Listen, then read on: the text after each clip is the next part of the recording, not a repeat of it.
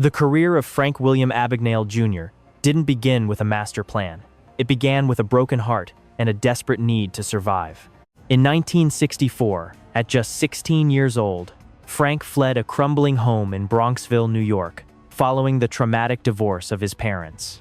He had only $200 in his bank account and a driver's license that he had already altered to make himself appear 10 years older. He quickly realized that in the adult world, people didn't see a scared teenager. They saw whatever clothes he was wearing. This realization became the foundation of the greatest confidence game of the 20th century. Frank's first major performance was born from a stroke of observational genius.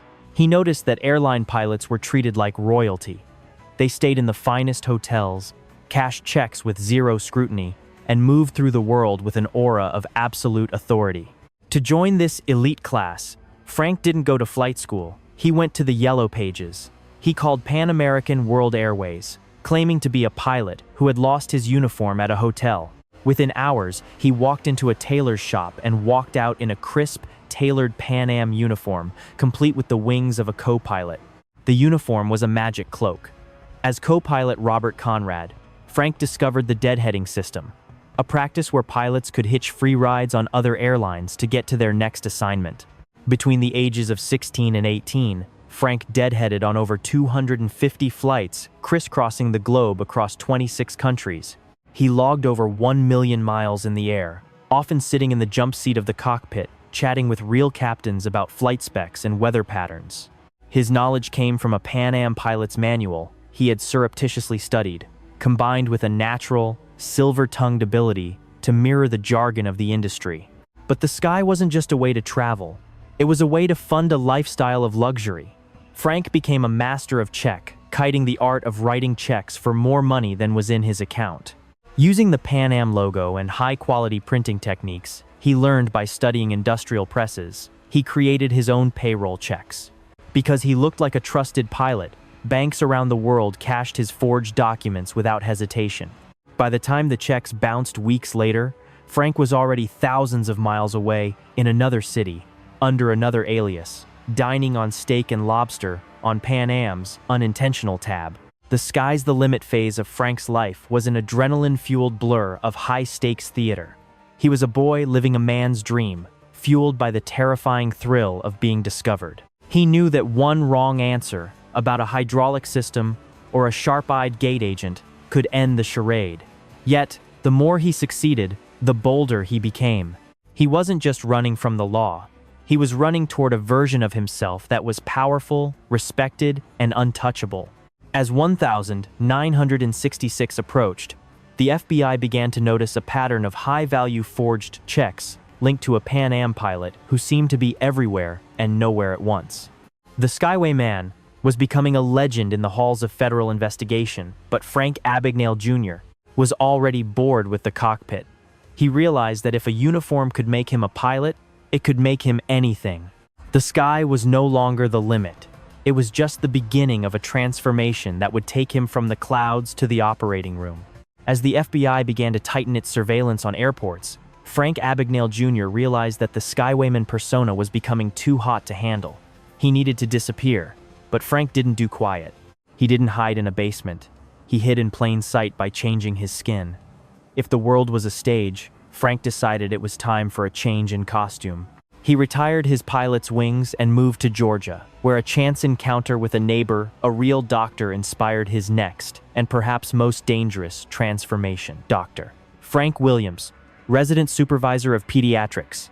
Using forged medical credentials from Columbia University, Frank secured a position at a local hospital. He was terrified of being asked to perform surgery, so he utilized a brilliant survival tactic. He became the ultimate administrator. When a medical emergency arose, he would calmly turn to the interns and ask, "And what do you think we should do in this situation?" By letting the real doctors do the work and simply nodding in authoritative agreement, Frank managed to supervise a staff of dozens for nearly a year. He spent his nights frantically reading medical journals to stay one step ahead of the morning rounds, realizing that in the hospital, as in the cockpit, confidence was the best anesthetic. But the stress of potentially costing a life weighed even on a sociopathic teenager. Frank eventually resigned and retired to Louisiana. where he told a beautiful flight attendant that he was actually a Harvard-trained lawyer. When she introduced him to a friend in the state attorney general's office, Frank found himself backed into a corner. To maintain the lie, he had to take the Louisiana bar exam. Most people spend years in law school. Frank spent 8 weeks in a library. After failing twice, he took the exam a third time, and through sheer rote memorization and a photographic memory, he actually passed. At 19 years old, Frank Abagnale was a legitimate, licensed attorney representing the state of Louisiana. For 9 months, the boy who had run away from home was now arguing cases and filing legal briefs. He was a chameleon in the truest sense, blending into the hushed, mahogany halls of justice with the same ease he had used in the clouds. He survived by being the most likable person in the room, knowing that people rarely suspect a friend of being a fraud. However, the law has a way of catching up. When a real Harvard graduate in the office began asking too many specific questions about their alma mater, Frank knew the clock was ticking. He packed his bags and vanished again. His final major masquerade took him to Brigham Young University in Utah. Under the name Dr. Frank Adams, he forged a PhD from Columbia and applied for a position as a sociology professor. For an entire semester, he taught a class of over 100 students. His secret?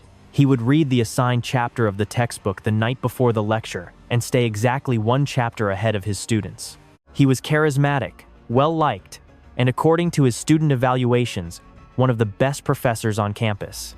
By the age of 20, Frank Abagnale Jr. had lived more lives than most men do in 80 years. He had been a pilot, a doctor, a lawyer, and a professor, all without a high school diploma. He had proven that the world is governed by labels, and that most people see only what they expect to see. But while Frank was busy playing dress-up, a real hunter was closing in. Agent Joseph Shea of the FBI, the real-life inspiration for Carl Hanratty, had spent years following the trail of paper hanging and bad checks. The net was finally being cast, and the chameleon was running out of colors to hide behind. As Frank Abagnale Jr. transitioned between his many lives, his primary engine of survival remained the same, the check. While his uniforms provided the social access, his mastery of paper hanging provided the capital. By the late 1960s, Frank had become a virtuoso of financial forgery. He didn't just scribble bad signatures, he studied the mechanics of banking. He discovered that by changing a single digit on the MICR, magnetic ink character recognition line, at the bottom of a check, he could reroute the document to the wrong bank branch. This simple trick bought him days, sometimes weeks, of float time before the banking system realized the money didn't exist. By the age of 21, Frank had successfully cashed over $2.5 million in fraudulent checks across all 50 U.S. states and 26 foreign countries. But the trail of paper was beginning to catch up to him. In the halls of the FBI, a relentless agent named Joseph Shea was becoming obsessed with the Skywayman. Shea realized he wasn't chasing a seasoned criminal, but a brilliant, highly adaptable ghost. Every time the FBI raided a hotel room, the bed was still warm, but the pilot or doctor had already vanished, leaving behind nothing but a pile of forged documents and a lingering scent of expensive cologne. The chase intensified when Frank fled to Europe, hoping the lack of centralized international policing would provide a permanent sanctuary.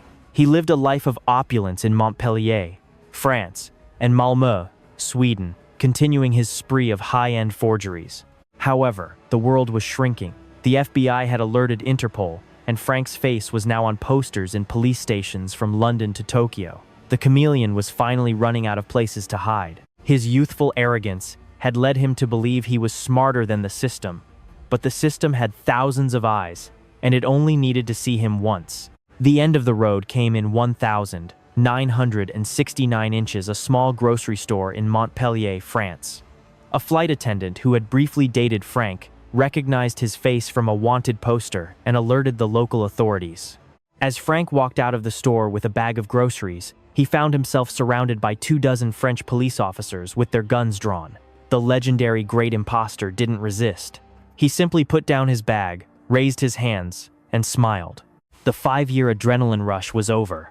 The initial aftermath of his arrest was far from a Hollywood movie. Frank was thrown into Perpignan's prison, a medieval-style dungeon, where he suffered through 6 months of horrific conditions. Total darkness, no bed, and minimal food. He lost nearly 80 pounds and narrowly escaped death from malnutrition and pneumonia.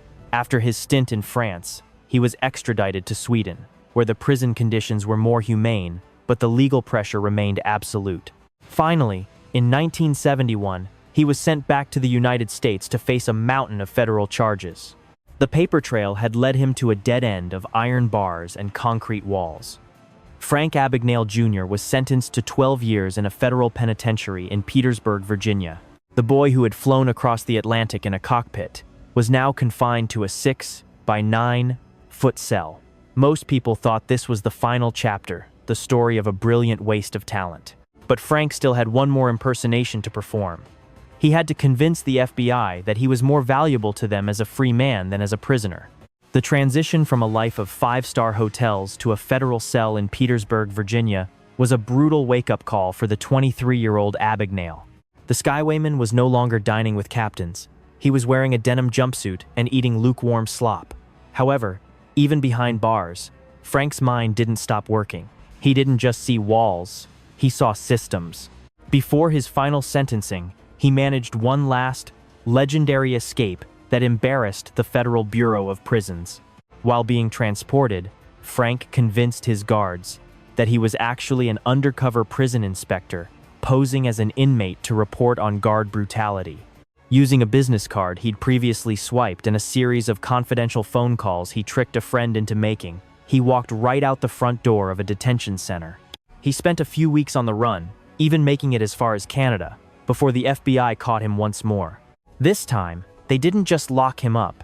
They realized they were dealing with a level of ingenuity that could not be contained by mere steel.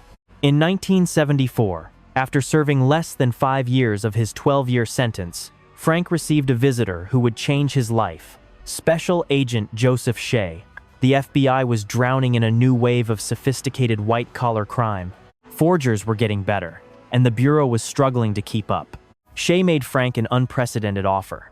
The government would release him on parole on the condition that he spend the remainder of his sentence working for the FBI, teaching agents how to think like a predator. Frank walked out of prison and into a small gray office at the FBI's check fraud unit. It was the ultimate irony.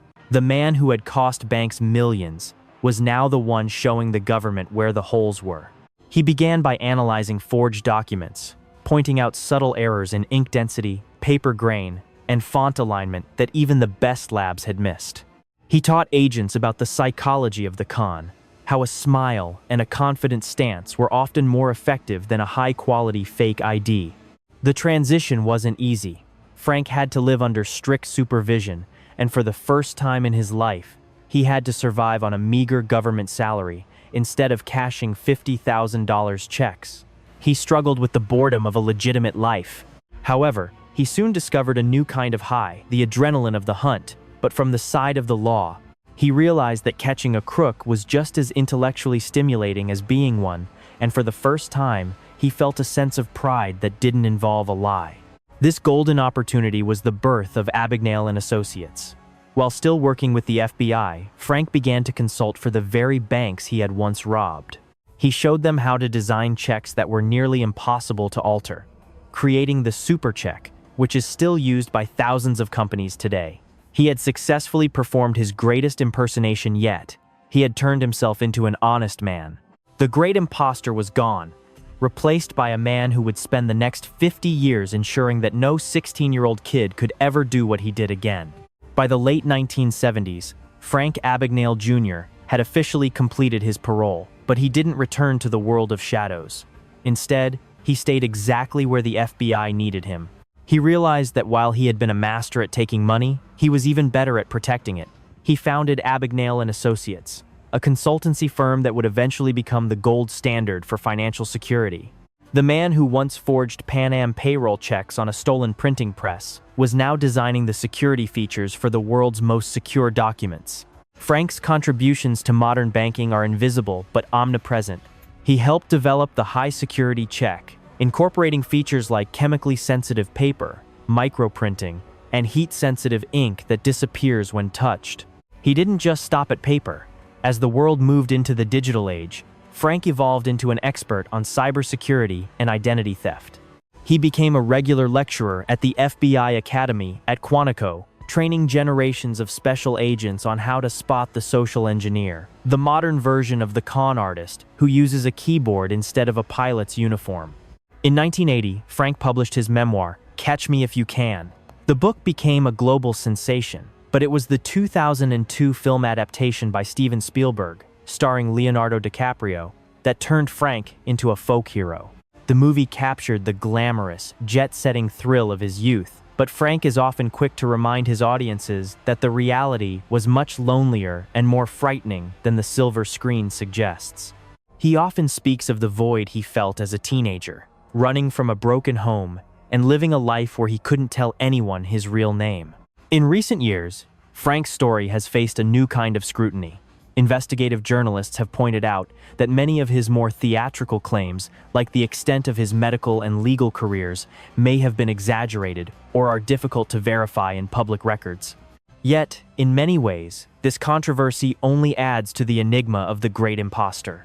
Whether he was 100% a genius or 50% a storyteller, his actual work with the FBI for over 4 decades is undisputed. He has been a consultant for more than 14,000 institutions and was even awarded an honorary member status in the Society of Former Special Agents of the FBI. Today, Frank Abagnale Jr. lives a quiet life on Daniel Island, South Carolina. He is a devoted husband and father, often stating that his greatest achievement isn't his daring escapes or his millions in stolen cash, but the fact that he has been married to the same woman for over 40 years and raised 3 successful sons, one of whom became an FBI agent himself. It is the ultimate full-circle moment for a man who began his journey by running away from a family in ruins. The legacy of Frank Abagnale Jr. is a complicated tapestry of brilliance, deception, and ultimate redemption. He remains a living reminder that a person's past does not have to dictate their future. He took the very skills that could have kept him in a cage for life and used them to build a shield for the rest of society. The Skywayman may have finally landed, but his story continues to fly, serving as both a warning to the gullible and an inspiration to anyone who believes that it is never too late to change course and fly right.